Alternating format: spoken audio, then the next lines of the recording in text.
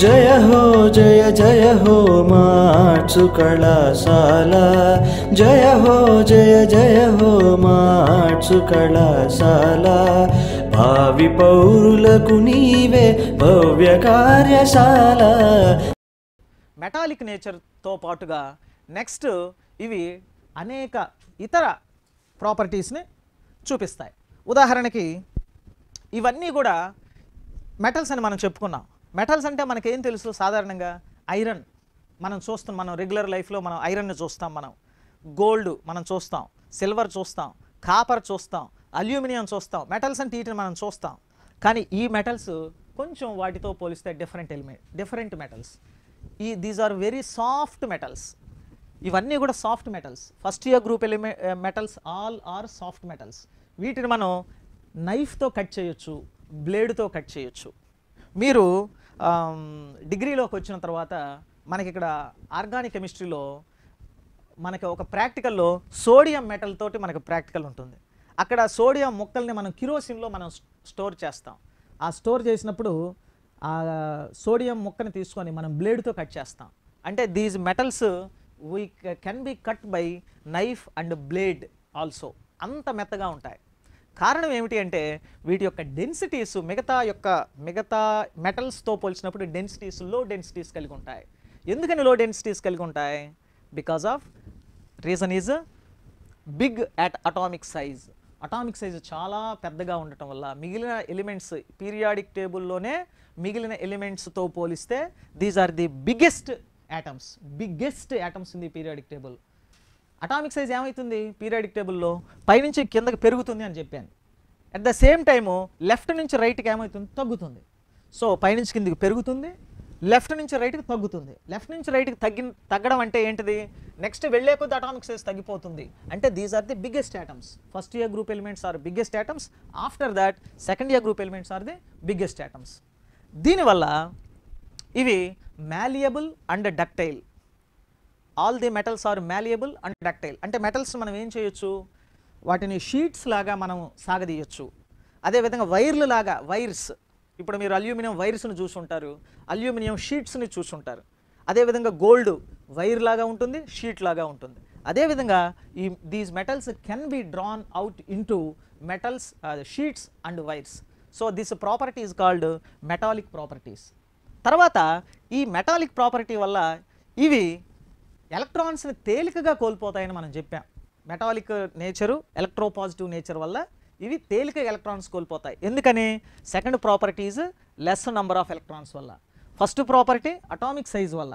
Atomic size పెద్దదిగా ఉండడం వల్ల ఎలక్ట్రాన్స్ని తేలికగా కోల్పోతాయి. రెండో రీజను అవుటర్ మోస్ట్ షెల్లో లెస్ నెంబర్ ఆఫ్ ఎలక్ట్రాన్స్ ఉండటం వల్ల. అవుటర్ మోస్ట్ షెల్లో లెస్ నెంబర్ ఆఫ్ ఎలక్ట్రాన్స్ ఉంటే ఏం జరుగుతుంది? పీరియాడిక్ టేబుల్లో మొత్తం 18 గ్రూప్స్లో హైయెస్ట్ స్టేబుల్ గ్రూప్ ఒకటి ఉంది. ఏంటి దాని పేరు?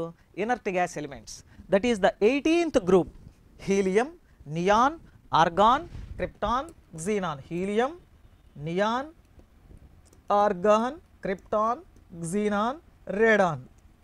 So these are the inert gas elements. ఈ ఇనర్ట్ గ్యాస్ ఎలిమెంట్స్ యొక్క ఎలక్ట్రానిక్ కాన్ఫిగరేషన్ మనం చూసినట్లయితే helium 2s2, neon 2s2 2p6, argon 3s2 3p6, krypton 4s2 4p6, xenon 5s2 5p6, radon 6s2 6p6. So ఇక్కడ కనుక మనం చూసినట్లయితే వీటి యొక్క అవుటర్ మోస్ట్ షెల్స్ చూస్తే ns2 np6 8 ఎలక్ట్రాన్స్. వీటి యొక్క హీలియం తప్ప మిగతా వాటన్నిటిలో 8 ఎలక్ట్రాన్స్ ఉన్నాయి. ఈ 8 ఎలక్ట్రాన్స్ అన్ని orbitals 2s orbital 2p orbital అన్ని s అండ్ p ఆర్బిటాల్స్లో ఉన్నటువంటి అన్నీ కూడా ఫిలప్ అయి ఉండడం వల్ల, ఆర్బిటాల్స్ అన్నీ ఎలక్ట్రాన్స్తో ఫిలప్ అయి ఉండడం వల్ల ఇవి వేరే ఇతర ఎలిమెంట్స్తో రియాక్ట్ అవ్వాల్సిన అవసరం వాటికి లేదు. ఎందుకని? There is no vacant orbitals. All the orbits are completely filled. దానివల్ల ఏం జరిగింది? వీటికి ఎలక్ట్రాన్స్ అవసరము లేదు, తీసుకోవాల్సిన అవసరం లేదు, ఇవ్వాల్సిన అవసరం లేదు. ఎలక్ట్రాన్స్ వల్లనే కదా కెమికల్ రియాక్షన్స్ అంటే ఏంటి? Involvement of electrons, either gaining or losing electrons or sharing of electrons. Gain or lose వల్ల జరిగేటువంటి దానిని మనం అయానిక్ బాండ్ అని పిలుస్తాం.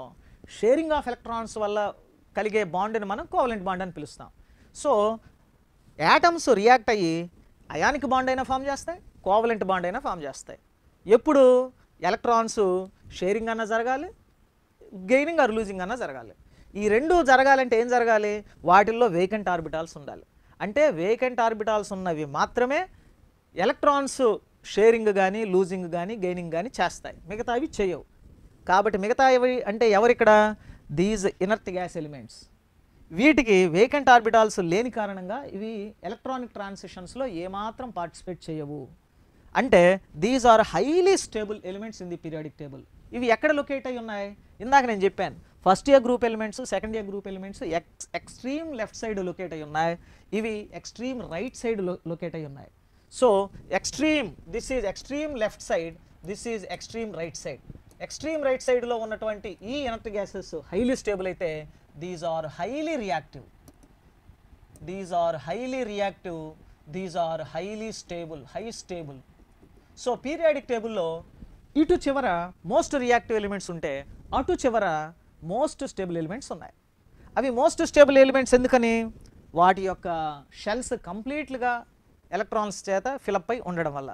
కాబట్టి ఇప్పుడు పీరియాడిక్ టేబుల్లో ఉన్నటువంటి మిగతా ఎలిమెంట్స్ అన్నీ కూడా ఏం చేస్తాయంటే ఇనర్ట్ గ్యాస్ ఎలిమెంట్స్ యొక్క వాటి నియర్గా ఉన్నటువంటి, వాటికి దగ్గరగా ఉన్నటువంటి ఇనర్ట్ గ్యాస్ ఎలిమెంట్స్ యొక్క ఎలక్ట్రానిక్ కాన్ఫిగరేషన్ని గెయిన్ చేయడానికి ట్రై చేస్తాయి. సో ఇనర్ట్ గ్యాస్ కాన్ఫిగరేషన్ రావాలంటే ఏం జరగాలి? మిగతా ఎలిమెంట్స్కి, ఇనర్ట్ గ్యాసెస్ తప్ప మిగతా ఎలిమెంట్స్కి ఏం జరగాలి? ఆ ఎలక్ట్రాన్స్ని అవి లూజ్ అయిన అవ్వాలి, గెయిన్ అయిన అవ్వాలి, లేదా షేరింగ్ అయినా జరగాలి. సో షేరింగ్ ఎప్పుడు జరుగుతుంది? జనరల్గా షేరింగ్ ఎప్పుడు జరుగుతుంది? ఈక్వల్ స్ట్రెంగ్త్ ఉన్నప్పుడు షేరింగ్ జరుగుతుంది. ఈక్వల్ స్ట్రెంగ్త్, ఒకే రకంగా బలాలు ఉన్నప్పుడు షేరింగ్ జరుగుతుంది. ఎగ్జాంపుల్, ఫర్ ఎగ్జాంపుల్, ప్రధానికి ఎగ్జాంపుల్ కూడా చూద్దాం మనం. హైడ్రోజన్లో ఏం జరుగుతుంది? రెండు హైడ్రోజన్ యాటమ్సే. కాబట్టి ఇక్కడ దీని దగ్గర ఒక ఎలక్ట్రాన్ ఉంది, దీని దగ్గర ఒక ఎలక్ట్రాన్ ఉంది. సో రెండు ఈక్వల్ స్ట్రెంగ్త్ కాబట్టి అవి రెండు ఎలక్ట్రాన్స్ని షేర్ చేసుకుంటాయి, వాటి మధ్య కోవలెంట్ బాండ్ ఫామ్ అవుతుంది. కానీ ఈక్వల్ స్ట్రెంగ్త్ లేనప్పుడు ఏం జరుగుతుంది? ఈక్వల్ స్ట్రెంగ్త్ లేకపోవడం అంటే ఏంటిది? Most electropositive elements, most electronegative elements. Electropositive అంటే ఏం చెప్పుకున్నాం? The tendency to losing electrons. Electronegativity అంటే ఏంటిది? The tendency to attract the electrons. దానికి ఆపోజిట్. ఎలక్ట్రోపాజిటివిటీకి opposite electronegativity. So most electropositive groups ఈ సైడ్ ఉన్నాయి, మోస్ట్ ఎలక్ట్రోనెగటివ్ ఎలిమెంట్స్ ఆ సైడ్ ఉన్నాయి. సో ఫలితంగా ఈ రెండింటి మధ్య ఏం జరుగుతుంది? అయానిక్ బాండ్ ఫామ్ అవుతుంది. కాబట్టి all these elements, all these first year group elements and second year group elements forms ionic compounds. So first year group elements forms most ionic nature ఉన్నటువంటి కాంపౌండ్స్ని ఫామ్ చేస్తాయి. So these forms, this is the fourth point, these forms ionic compounds. So these are the some properties. ఇప్పుడు మనం ఒక్కొక్క chemical ప్రాపర్టీని కూడా మనం చూసేటువంటి ప్రయత్నం చేద్దాం. మనం ఇప్పటివరకు చెప్పుకున్న దాన్ని ఒకసారి షార్ట్ చేస్తే ఇవన్నీ కూడా మెటల్స్, ఇవన్నీ కూడా ఎలక్ట్రోపాజిటివ్ నేచర్ ఉన్నటువంటి metals. The atomic size is very big. These are the biggest atoms in the periodic table. These forms ionic compounds. Ionic compounds ఎందుకు ఫామ్ చేస్తాయి? ఎలక్ట్రోపాజిటివ్ నేచర్ వల్ల. ఎలక్ట్రోపాజిటివ్ నేచర్ వల్ల ఎలక్ట్రాన్స్ని తేలిగ్గా లూజ్ అవుతాయి కాబట్టి ఇవి అయానిక్ కాంపౌండ్స్ని ఫామ్ చేస్తాయి. ఇప్పుడు వీటి యొక్క రియాక్టివిటీని కనుక చూసినట్లయితే మొదటగా these reacts with oxygen.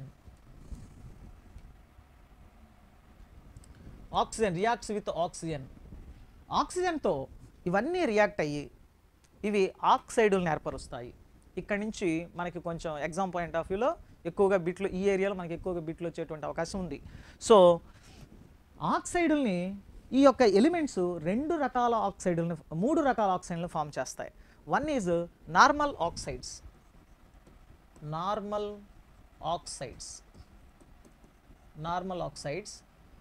Peroxides, super oxides. Normal oxides, peroxides, super oxides. Normal oxides యొక్క ఫార్ములా వచ్చేసి M2O. M2O. నార్మల్ ఆక్సైడ్స్ యొక్క ఫార్ములా వచ్చేసి M2O. పెరాక్సైడ్స్ యొక్క ఫార్ములా వచ్చేసి M2O2. సూపర్ ఆక్సైడ్స్ యొక్క ఫార్ములా వచ్చేసి MO2. సూపర్ ఆక్సైడ్స్ యొక్క ఫార్ములా M2O. నార్మల్ అన్ని మనకి లిథియం నుంచి సీజియం వరకు ఉన్నటువంటి అన్నీ కూడా నార్మల్ ఆక్సైడ్స్ని ఫామ్ చేస్తాయి. Example Li2O, Na2O, K2O, Rb2O, CS2O. Lithium oxide, sodium oxide, potassium oxide, rubidium oxide, caesium oxide. Peroxides మనకి పెరాక్సైడ్ అనే పదం మనకి తెలుసు మనందరికీ కూడా. హైడ్రోజన్ పెరాక్సైడ్ అనేటువంటి సొల్యూషన్ని మనం డైలీ లైఫ్లో వాడుతూ ఉంటాం. ఎవరికైనా చిన్న చిన్న గాయాలు కనుక తగిలినట్లయితే మనం హైడ్రోజన్ పెరాక్సైడ్ అనేసి క్లీన్ చేస్తూ ఉంటాం. ఎందుకంటే it is the one of the best oxidising agent. అందుచేత hydrogen peroxide H2O2 hydrogen peroxide యొక్క ఫార్ములా H2O2. మీరు ఈ H2O2ని గుర్తుపెట్టుకుంటే మీరు పెరాక్సైడ్స్ని రాయొచ్చు. సో ఇక్కడ పెరాక్సైడ్స్ యొక్క ఫార్ములా ఏంటి? Li2O2, Na2O2, K2O2, Rb2O2, CS2O2. These are the peroxides. ఇక సూపర్ ఆక్సైడ్స్ దగ్గరకు వచ్చేసరికి లిథియము, సోడియం యొక్క సూపర్ ఆక్సైడ్లు హైలీ అన్స్టేబుల్. లిథియం అయితే అసలు ఫామ్ చేయదు. సోడియము యొక్క సూపర్ ఆక్సైడ్ చాలా చాలా అన్స్టేబుల్. దానివల్ల potassium forms stable super oxide KO2, RbO2, CS2O2. So ఇక్కడ కనుక మనం గమనించినట్లయితే ఈ యొక్క నార్మల్ ఆక్సైడ్స్, ఈ యొక్క అక్కడ సౌండ్ తగ్గించండి సార్. ఈ యొక్క నార్మల్ ఆక్సైడ్స్ Li2O నుంచి CS2 వరకు అన్నీ కూడా ఫామ్ చేస్తాయి. All these are basic in nature. ఇవన్నీ కూడా బేసిక్కే. All the oxides are basic in nature. Next పెరాక్సైడ్స్కి వచ్చేసరికి Li2O2 lithium peroxide unstable peroxide. Na2O2 stable పెరాక్సైడ్ని ఫామ్ చేస్తుంది. సూపర్ ఆక్సైడ్స్ వచ్చేసి పొటాషియము, రూబిడియం, సీజియంలు సూపర్ ఆక్సైడ్ని ఫామ్ చేస్తాయి. ఇక్కడ మనం ఒకటి గమనించినట్లయితే నార్మల్ ఆక్సైడ్లో M2O ఏ ఆనయాన్ ఉంది అని అడుగుతాడు మనకి ఎగ్జామ్లో. ఇందులో ఉన్నటువంటి ఆనయాన్ ఏంటి? ఇందులో ఉన్నటువంటి ఆనయాన్ వచ్చేసి O-2 ఉంది. నార్మల్ ఆక్సైడ్లో ఉన్నటువంటి ఆనయాన్ O-2. పెరాక్సైడ్స్లో ఉన్నటువంటిది O2-2. ఇక్కడ రెండు సోడియంలు ఉన్నాయి కదా, ఒక్కొక్క సోడియం +1 అనుకుంటే సో +2, రెండు సోడియంలు +2, O2-2, సో -2. సూపర్ ఆక్సైడ్ దగ్గరకు వచ్చేసరికి O2-. సో ఇవి ఆయా ఆక్సైడులలో ఉండేటువంటి ఆనయాన్స్. స్టెబిలిటీ వచ్చేసి ఇక్కడ పొటాషియం నుంచి సీజియం వైపు వెళ్ళే కొద్దీ స్టెబిలిటీ ఇంక్రీజ్ అవుతుంది. ఇక్కడ కూడా లిథియం నుంచి సీజియంకి వెళ్ళేసరికి స్టెబిలిటీ ఇంక్రీజ్ అవుతుంది. ఇక్కడ స్టెబిలిటీ అనేది దేని మీద ఆధారపడి ఉంటుంది? ఇక్కడ మనం ఫాజన్స్ రూల్స్ అని మనం కెమికల్ బాండ్లో ఉన్నటువంటి ఆ థియరీని మనం ఒకసారి ఇక్కడ గుర్తు చేసుకోవాలి. మీకు క్యాటయాను, ఆనయాను రెండు గనక ఒకే సైజులో ఉన్నట్లయితే, దాదాపు ఈక్వల్ సైజులో ఉన్నట్లయితే వాటి మధ్య స్ట్రాంగ్ బాండ్ ఉంటుంది. సైజు డిఫర్ అయ్యే కొద్దీ స్టెబిలిటీ తగ్గుతుంది. అంటే క్యాటయాన్ సైజు, ఆనయాన్ సైజు రెండు దగ్గరగా ఒకే సైజులో ఉంటే అవి స్టేబుల్గా ఉంటాయి. అయానిక్ బాండ్లు ఏం జరుగుతుంది? క్యాటయాన్స్, ఆనయాన్స్ ఉంటాయి కదా, క్యాటయాన్స్, ఆనయాన్స్ సైజు వాటి యొక్క స్టెబిలిటీని డిసైడ్ చేస్తుంది. ఇప్పుడు క్యాటయాన్ చిన్న క్యాటయాన్ అయ్యుండి ఆనయాన్ పెద్ద ఆనయాన్ అయిందనుకోండి, స్టెబిలిటీ ఆటోమేటిక్గా తగ్గిపోతుంది. ఇక్కడ ఏం జరుగుతుందంటే O2- దగ్గరకు వచ్చేసరికి అటామిక్ సైజు పొటాషియం నుంచి రూబిడియం నుంచి సీజియం దగ్గరకు వచ్చేసరికి అటామిక్ సైజు పెరుగుతుంది కాబట్టి నీకు ఆటోమేటిక్గా స్టెబిలిటీ పెరుగుతుంది. సో ఈ విధంగా ఇవి ఆక్సిజన్తో ఆక్సైడులను ఫామ్ చేస్తాయి. Which of the following forms more stable super oxide అన్నప్పుడు మనం ముందుగా సీజియంను చూసుకోవాలి, అటు తర్వాత రూబిడియంను చూసుకోవాలి, సీజియం లేకపోతే రూబిడియంను చూసుకోవాలి, రూబిడియం లేకపోతే పొటాషియం చూసుకోవాలి. Which of the following does not form super oxide అన్నప్పుడు మనం అందులో లిథియం ఉందో లేదో చూసుకోవాలి. ఒకవేళ లిథియం లేకపోతే సోడియం ఉందో లేదో చూసుకోవాలి, ఎందుకంటే sodium forms unstable super oxide. So అటు తర్వాత నెక్స్ట్ ఈ ఆక్సైడ్లన్నీ కూడా నీళ్లలో కరిగి, these are all water soluble oxides. Ionic, all ionic, ఇవన్నీ అయానిక్ అని మనం ఇందాక చెప్పుకున్నాం. అయానిక్ ఆక్సైడ్స్ అన్నీ కూడా వాటర్ సాల్యుబుల్. ఇవి నీళ్లలో కరిగి హైడ్రాక్సైడ్లను ఫామ్ చేస్తాయి. For example Na2O plus H2O gives rise to 2NaOH.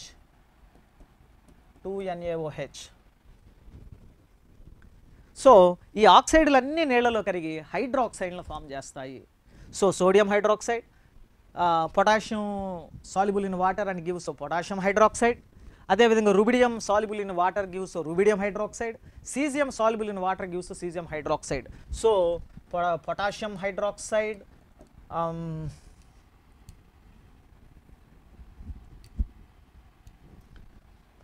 Hydroxide, rubidium hydroxide, caesium hydroxide, దీనికి పైన lithium hydroxide. These are the hydroxides. Basic nature వీటి యొక్క, ఇవన్నీ కూడా బేసిక్ నేచర్ అని మనం చెప్పుకున్నాం. వీటి యొక్క basic nature increasing order, decreasing order మనకి ముఖ్యం. ఇక్కడ బేసిక్ నేచర్ పైనుంచి కిందికి వచ్చే కొద్దీ ఇంక్రీజ్ అవుతూ ఉంటుంది. అంటే which is the strongest base ఇందులో? CSOH. CSOH is more basic than RbOH, is more basic than KOH, than NaOH, than LiOH. ఇక్కడ లిథియం గురించి మనం కొంచెం ఎడిషనల్గా చెప్పుకోవాలి. So lithium, sodium, potassium, rubidium, caesium. లిథియంలో మనకి 2 షెల్స్ ఉంటాయని చెప్పాను, సోడియంలో 3 షెల్స్ ఉంటాయి, పొటాషియంలో 4 షెల్స్, రుబిడియంలో 5 అండ్ సీజియంలో 6 షెల్స్ ఉంటాయి. అంటే లిథియంలో 2 షెల్స్ ఉంటాయి. అంటే ఈ యొక్క గ్రూపులో లీస్ట్ అటామిక్ సైజ్ ఉన్నటువంటి ఆటమ్ ఏంటిదంటే లిథియం. సో ఈ సెకండ్ షెల్ పైపెచ్చు న్యూక్లియస్కి చాలా దగ్గరగా ఉంటుంది.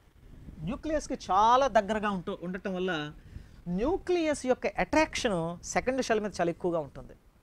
అందుచేత మిగిలినటువంటి ఈ ఎలిమెంట్స్తో పోల్చినప్పుడు lithium shows some anomalous properties, ప్రత్యేకమైనటువంటి ప్రాపర్టీస్ని ఇది ప్రదర్శిస్తుంది. ఏ విధంగా ప్రత్యేకమైన ప్రాపర్టీస్ ప్రదర్శిస్తుంది అంటే, ఫర్ ఎగ్జాంపుల్ లిథియం మిగతా ఎలిమెంట్స్ అన్నిటితో పోలిస్తే లిథియం ఈజ్ హార్డ్ మెటల్. మనం ఏం చెప్పుకున్నాం? ఫస్ట్ ఇయర్ గ్రూపు మెటల్స్ అన్నీ కూడా సాఫ్ట్ అని చెప్పుకున్నాం మనం. కానీ లిథియము మిగిలిన సోడియం నుంచి కింద ఎలిమెంట్స్తో పోల్చినప్పుడు లిథియం కొద్దిగా హార్డ్గా ఉంటుంది. That is the first point, hard element. తర్వాత లిథియము కేవలం Li2Oని మాత్రమే ఫామ్ చేస్తుంది. Lithium forms only lithium oxide, normal ఆక్సైడ్ని మాత్రమే ఫామ్ చేస్తుంది. పెరాక్సైడ్స్ని కానీ సూపర్ ఆక్సైడ్స్ని కానీ ఫామ్ చేయదు. మిగతా అన్నీ ఫామ్ చేస్తాయి. మిగతా ఈ normal, peroxide, super oxide form చేస్తాయి. స్టెబిలిటీలో డిఫరెన్స్ ఉండొచ్చు, అది వేరే విషయం. కానీ lithium forms only lithium oxide. That is the second point. Third point ఏంటిదంటే, మిగతా ఎలిమెంట్స్ అంటే సోడియం, పొటాషియం, రుబిడియం, సీజియంలు నైట్రోజన్తో రియాక్ట్ అవ్వవు. కానీ lithium can react with nitrogen. ఎందుకంటే నైట్రోజన్ యొక్క అటామిక్ సైజ్ కూడా చాలా తక్కువ. సో నేను ఇందాక చెప్పాను మీకు, ఫాజన్ రూల్స్ అన్నవి మనం చాలా చదివి అర్థం చేసుకోవాలి. సో లిథియము యొక్క atomic size 1s2 2s1, nitrogen ఎంత 2s2 2p3. సో రెండిట్లలో 2 షెల్సే ఉంటాయి. అటామిక్ సైజు డిఫరెన్స్ పెద్దగా ఉండదు. దానివల్ల lithium only reacts with nitrogen and forms lithium nitride Li3n. ఈ సమ్మేళనం, ఈ కాంపౌండ్ని మిగతా ఏ ఆల్కలీ మెటల్ కూడా ఫామ్ చేయదు. అదేవిధంగా లిథియము సెకండ్ ఇయర్ గ్రూపులో ఉన్నటువంటి మెగ్నీషియంతో సమానమైనటువంటి సేమ్ ప్రాపర్టీస్ని చూపిస్తుంది. ఒకసారి ఇక్కడ కనుక చూసినట్లయితే మనం ఇక్కడ ఒకసారి ఎలిమెంట్స్ మళ్ళీ రాస్తున్నాం. Lithium, sodium, potassium. Second year group elements beryllium, magnesium, calcium. Third year group elements boron, aluminium, gallium. So ఇక్కడ చూసినట్లయితే లిథియము సేమ్ మెగ్నీషియం ప్రాపర్టీస్ని చూపిస్తుంది. మెగ్నీషియంకి లిథియానికి సిమిలర్ ప్రాపర్టీస్ ఉంటాయి. అదేవిధంగా బెరీలియానికి అల్యూమినియంకి కూడా సిమిలర్ ప్రాపర్టీస్ ఉంటాయి.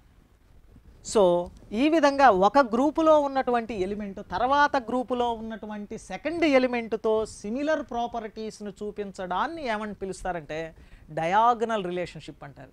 This is also very very important. Which of the following element shows diagonal relationship with following elements అంటాడు. మనకు అక్కడ 4 ఎలిమెంట్స్ ఇస్తాడు, పైన క్వశ్చన్లో ఒక ఎలిమెంట్ ఇచ్చి ఈ element lithium shows diagonal related to which of the following అంటాడు, లేదా beryllium diagonal related to which of the following అంటాడు. సో ఇక్కడ కూడా మనం చూసుకోవాలి. అదేవిధంగా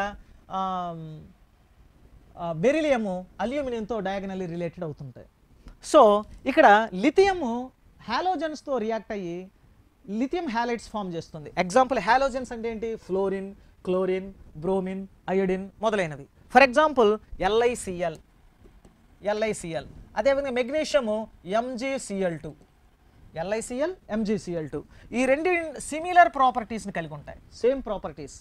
సాధారణంగా మనం ఏం చెప్పుకున్నాం ఇందాక, ఫస్ట్ ఇయర్ గ్రూప్ ఎలిమెంట్స్ అన్నీ కూడా అయానిక్ నేచర్ ఉన్నటువంటి కాంపౌండ్స్ని ఫామ్ చేస్తాయని చెప్పుకున్నాం కదా. కానీ లిథియం ఒక్కటే, లిథియం కాంపౌండ్స్ మాత్రం అయానిక్ నేచరు మరియు కోవలెంట్ నేచరు రెండూ ఉంటాయి లిథియం కాంపౌండ్స్కి. Lithium for example lithium chloride possess both ionic and covalent nature also like magnesium chloride.